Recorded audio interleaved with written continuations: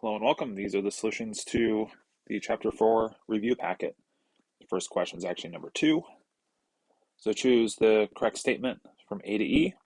All strong electrolytes are water-soluble ionic compounds. That's not true. We have some molecular compounds like strong acids that are also strong electrolytes. So statement A is not correct.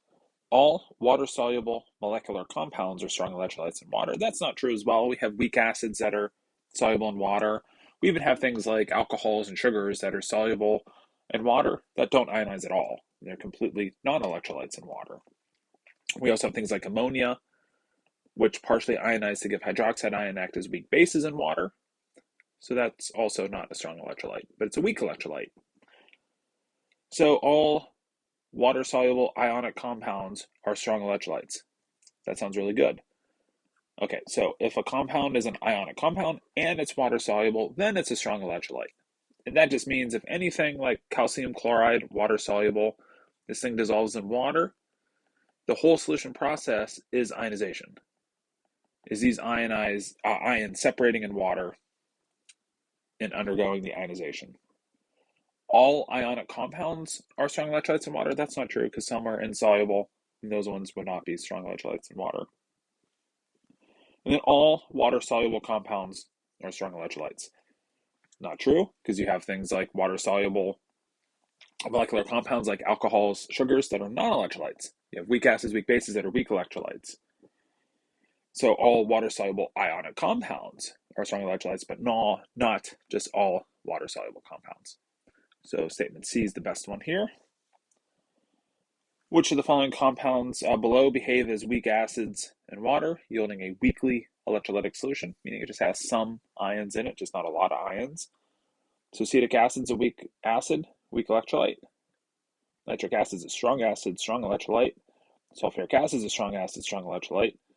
Hypochlorous acid, it's not one of the 7 strong acids, so it's a weak acid, weak electrolyte.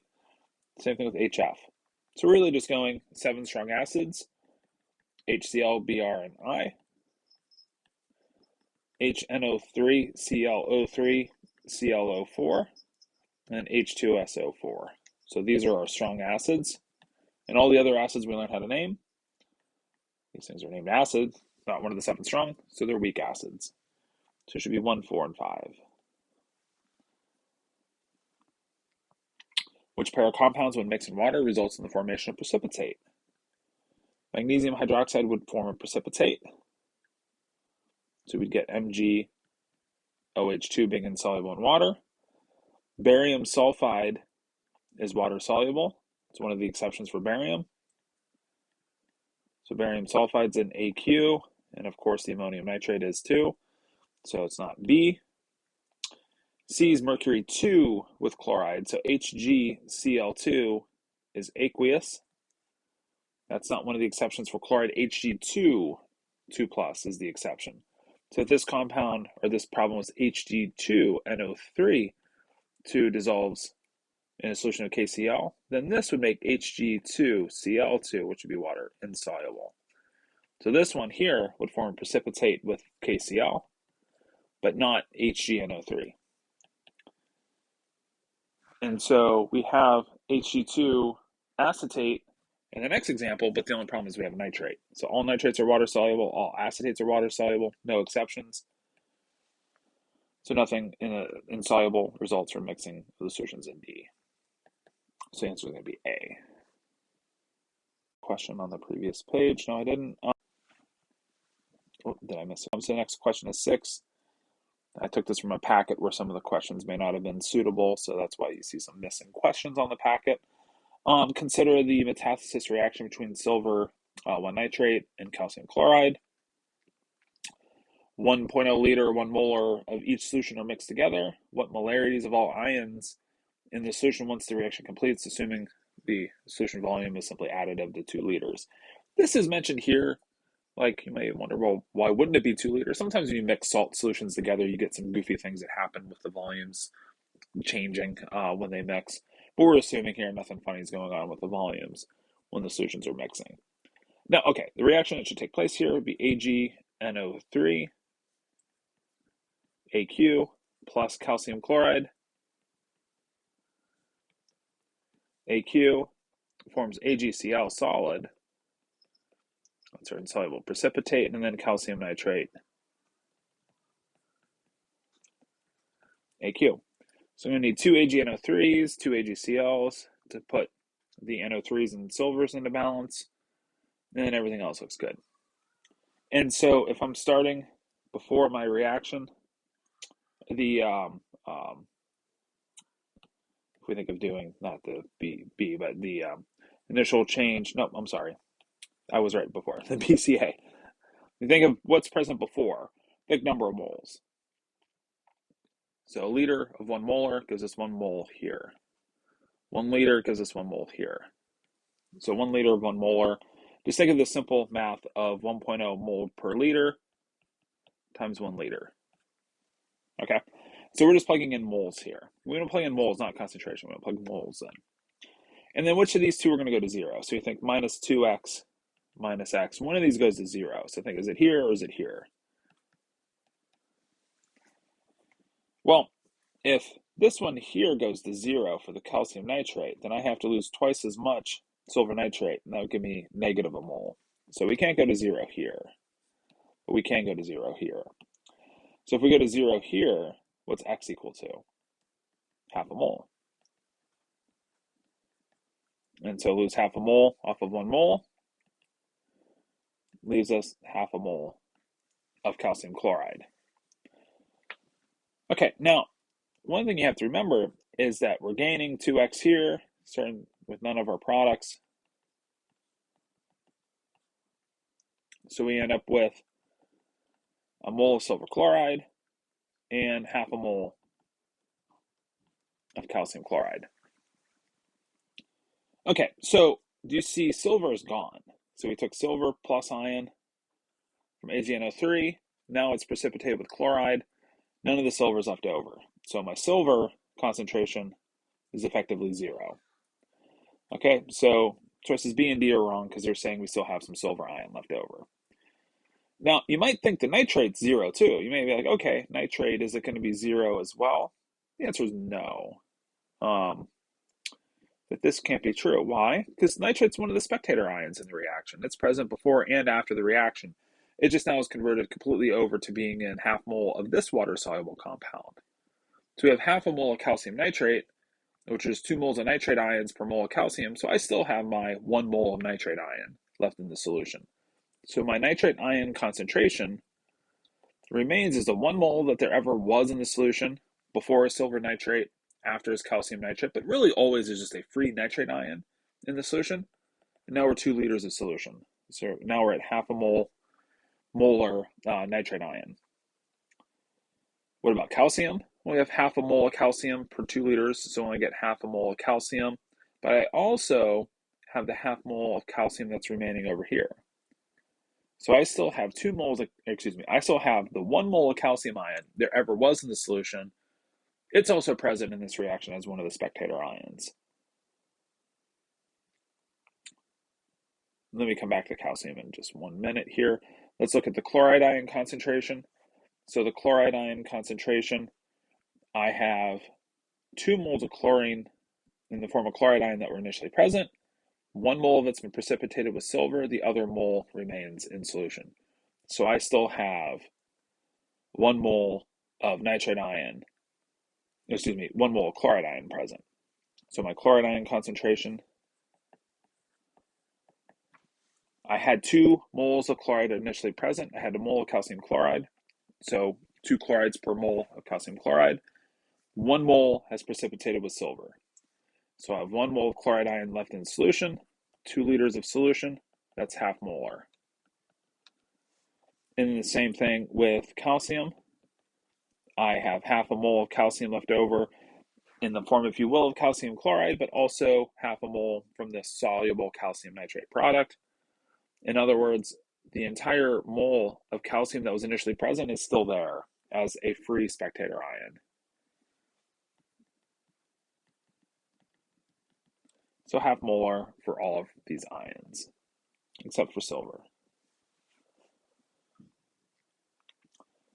Now, question 8, this is really more of a chapter 3 question than a chapter 4 question, it looks like, because it's really just going grams of the two reactants and figuring out the maximum amount of one of the products that we can make, but we can still do this problem as a review. And it also, looks just like the metathesis reaction. So this is just, our exchange reaction from the insoluble lead iodide. So we might solve for the grams of PbI2 you can make consuming both of the reactants. So if we consume all of the lead nitrate,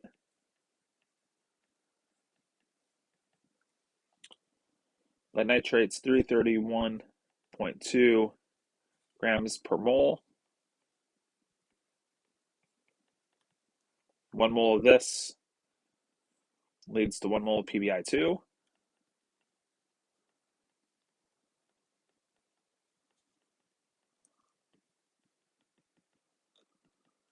And 1 mole of PbI2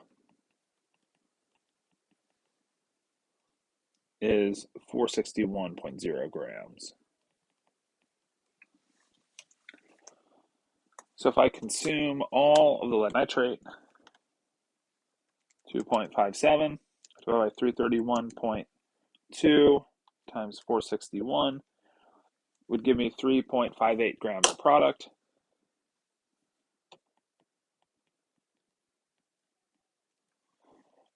And the amount of PbI2 I can make if I consume all the Ki, molar mass of Ki, 166.0.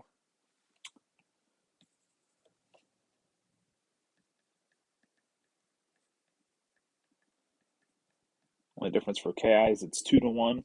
2 moles of Ki when it reacts will produce 1 mole of PbI2. 1 mole of PbI2, still 461.0 grams. So 2.28 divided by 166 divided by 2 times 461 gives me 3.17 grams.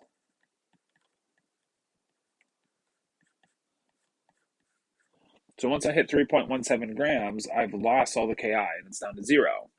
I don't have enough Ki to get to 3.58 grams, so I can't get all the way to 3.58. So this would be 3.17 grams.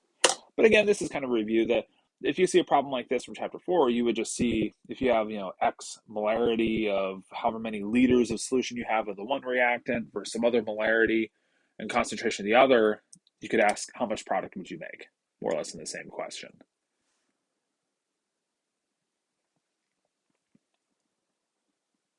Consider the following ionic compounds and determine how many of them are soluble in water.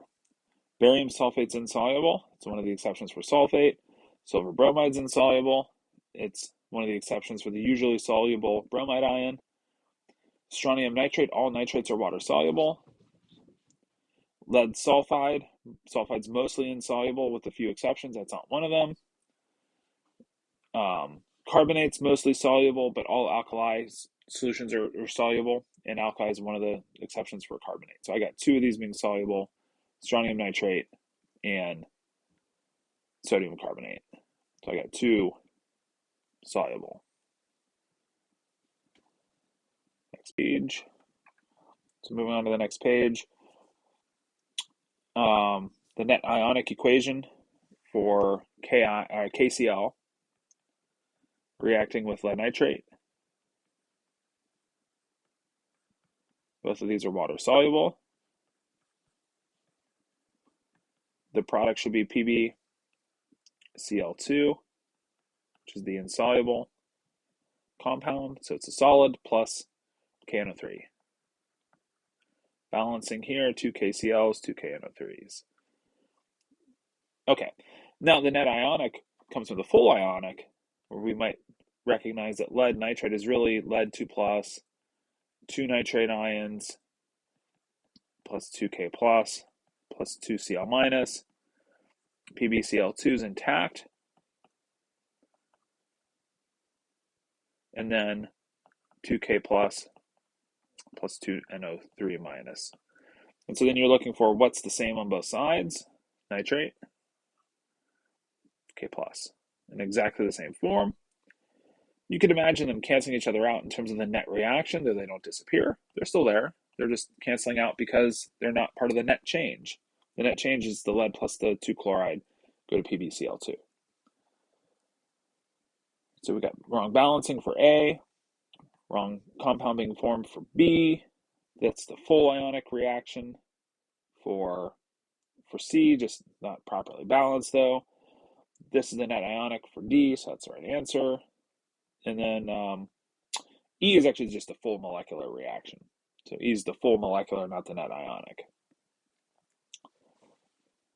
Now you could also identify the spectator ions, K+ and nitrate in this example are spectator ions.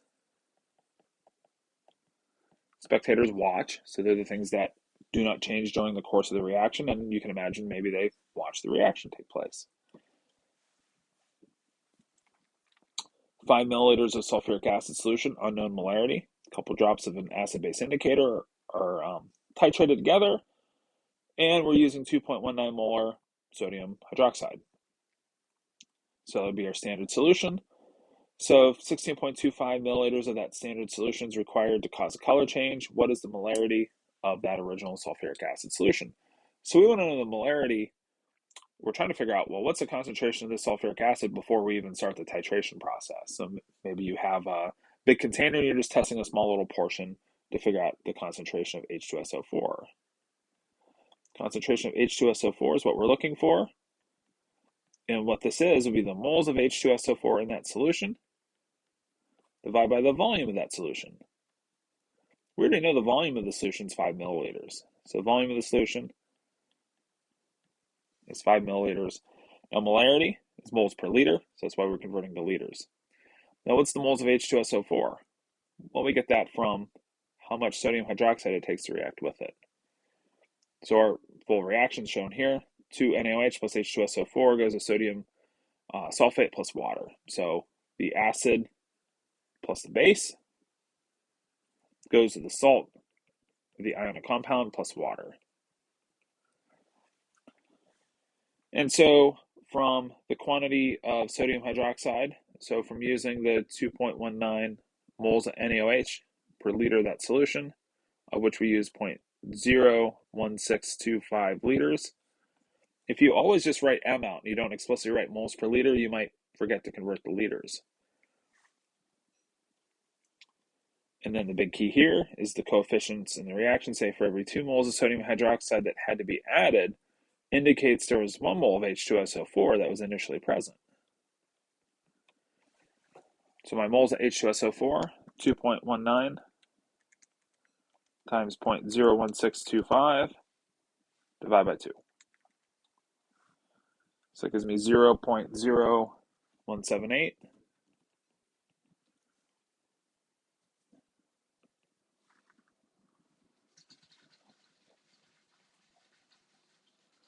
I'm just going to divide that by 0.00500 liters. That gives me a molarity of 3.56 molar.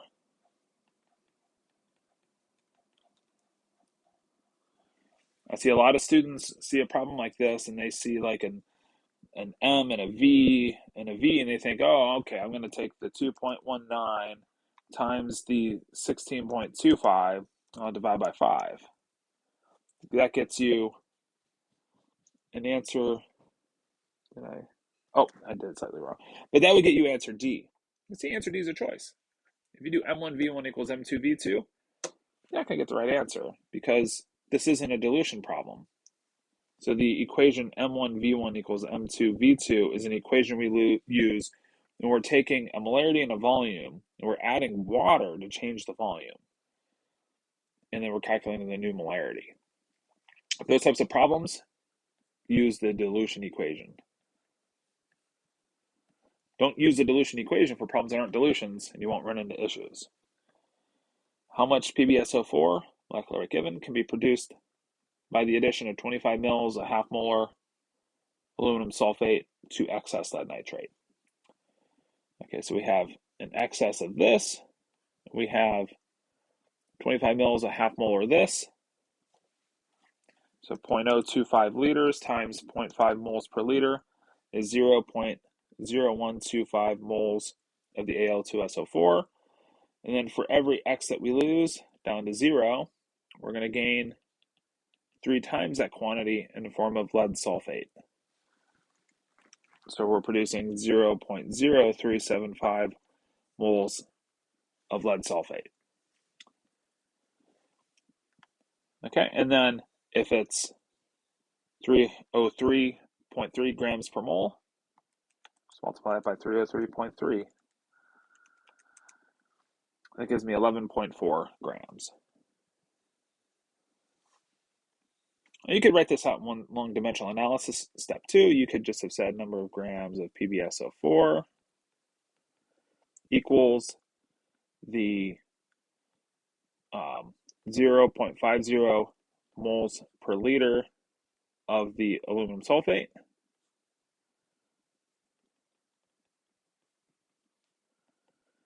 times our coefficient. For every 1 mole of this, we produce 1 mole of PbSO4. Excuse me, 3 moles of PbSO4. 3-to-1 ratio. And 1 mole of PbSO4 is 303.3 grams from the molecular weight. And there we go. Number 13, write the balanced acid-base reaction.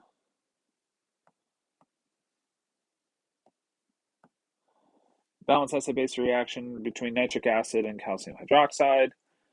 How much nitric acid solution is needed to react fully with the given quantity of calcium hydroxide. Okay, so for this reaction here, we'd have our acid,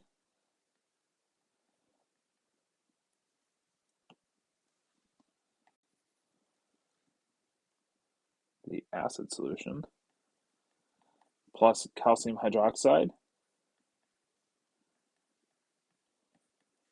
goes to calcium nitrate, the salt or the ionic compound, plus water. Now, because of the 2 hydroxides, the need for 2 nitrates, we got a 2-to-1 ratio here.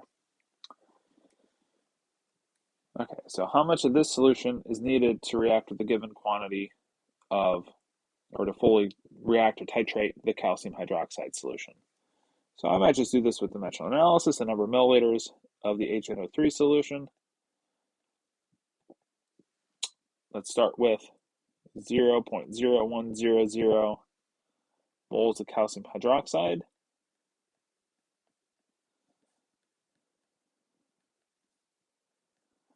Multiplied by the volume of the solution in liters.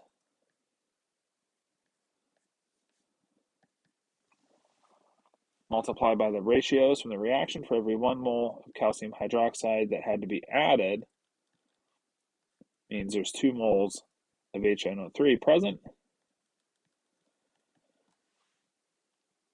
And then our HNO3 is 0.0250 moles of HNO3 per liter of the solution, and a liter is 1,000 milliliters. So I do 0.01 times 0.0125 times 2, divide by 0.025, and then times 1,000 to go to milliliters. It gives me 10.0 milliliters.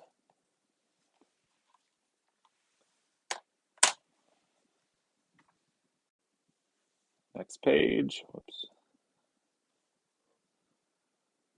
Sodium hypochlorite, active ingredient in bleach, is synthesized by the below reaction. Balance and determine how much Cl2 in grams is needed to react with 60 grams of sodium hydroxide. Again, this is kind of a chapter 3 question, maybe more than a chapter 4 question. But if we're balancing this reaction here, where might we start? Let's see here. I know if I get 2 hydrogens here, I at least need 2 NaOHs, because that gives me the 2 hydrogens I need. And then I have 1 sodium, so I could get 1 NaCl, one of these over here, and then 2 chlorines. So I think I'm actually balanced here with the 1 each of these spots here. Let's just do a double check because it's kind of a weird one. So 2 sodiums, 2 oxygens, 2 oxygens, 2 chlorines, and then 2 hydrogens. Okay, so we're in balance here. And so how much of the Cl2 do we need? Number of grams of Cl2 is what we're looking for, starting with this 60 grams of sodium hydroxide. None of the molar masses are given, but that's about 22.99, call it 23, plus 16 plus 1.008. So that's about 40.0 grams per mole of NaOH. For every 2 moles of sodium hydroxide, 1 mole of Cl2 is needed. 1 mole of Cl2 has a molar mass of 35.45 times 2, so that's 70.9 grams. So 60 divided by 40 divided by 2 times 70.9 gives me 53.2 grams. Chemist has a 3.5 molar sodium hydroxide solution. 25 mils of the solution is added to an empty 500 ml volumetric flask. Then the flask is filled to the line with water. What is the new concentration of the final solution? So this is the M1V1 equals M2V2 problem that we can use. So we have our M1, or Mi, as I like to call it, and our Vi here. And then the question is just, what's our Vf? Well, this is our Vf. So we're taking, flask, terrible artist, but we have some flask here, so we put a little bit of the solution in, 25.0 milliliters, and then we fill it to the line here, so the total volume is equal to 500.0 milliliters. So presumably we're adding about 475 mils of water, but the key is the total volume now is 500. So our MiVi equals MFVF. Our final molarity is equal to MiVi divided by Vf. So I'm just going to plug in here. So 25 times 3.5 divided by 500. I can leave both these in milliliters, and that's fine, because the units would just cancel each other out. They just both have to be in the same unit. If you convert to liters, you'd still get the same value. So I get 0.175 molar. So what we're doing is a dilution here. So we're lowering the concentration of the sodium hydroxide by adding water to the solution. Oxidation number of sulfur. Well, there's 2 I get by rule. I get sodium by rule has to be +1 because it's a sodium ion. Oxygen's -2, with the exception of peroxides, superoxides, and compounds with fluorine. Peroxides and superoxides are only forming with certain alkaline metals in weird conditions. This isn't one of those. It has to directly be bonded. So you'll know you have a peroxide or superoxide. So it'll just be oxygen paired up in something like this. So this is the peroxide, this is the superoxide. This isn't one of those, is kind of the point. So this is just the ordinary oxygen. Now we got to account for the number of sodiums, the number of oxygens down here. +1 times 2 is +2. Then I have -2 times 8 is 16. This compound's neutral. There's no overall charge, so it's a neutral compound. So all these charges have to add up to 0. All these oxidation numbers have to add up to 0. So I have 2 times whatever sulfur's is. Sorry, 2 times sulfur minus 16. So I take 2 plus whatever 2 times S is plus 16. What is the oxidation number of sulfur here? Well, it has to be 7. Because 2 plus 2 times 7 minus 16 is equal to 0. So the oxidation number of sulfur here is +7. According to the activity series, which metal below would dissolve in a solution of nickel nitrate? So the metal that would dissolve in the solution of the nickel cation, so it can return the nickel solid, will be metals that are above nickel and more reactive than nickel on the periodic table. It should be things above nickel, so copper is below. Sometimes I can tell by looking. I know copper is below just because it's below hydrogen, and I know that the oh, I just need to have the chart open. I'm trying to find the simplest activity series. So you can go to the daily quiz page. So I'm looking at nickel, and manganese is above nickel.